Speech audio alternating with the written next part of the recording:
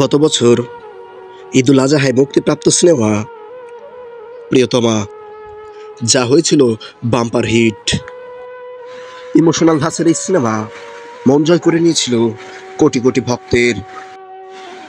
যদি এই সিনেমার ব্যবসা সফলের দিক দিয়ে আলোচনা করি, সিনেমার প্রযোজক আরশাদ আদনান জানিয়েছেন এই সিনেমা থেকে তিনি 42 কোটি টাকা ইনকাম করেছেন, যা ছিল বাংলাদেশ ফিল্ম ইন্ডাস্ট্রির রেকর্ড গড়া সিনেমা।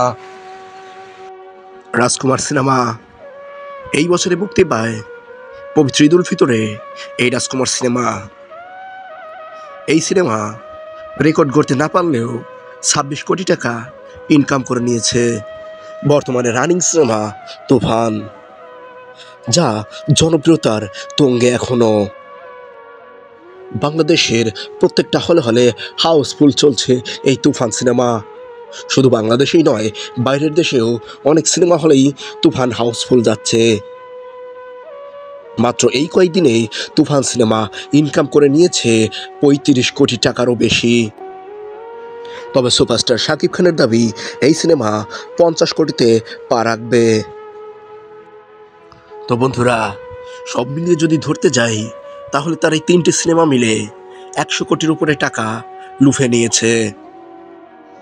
এ নিয়ে আপনার কি মন্তব্য? অবশ্যই কমেন্ট করে কমেন্ট বক্সে জানাবেন। এতক্ষণ সাথে থাকার জন্য আপনাদেরকে অসংখ্য ধন্যবাদ।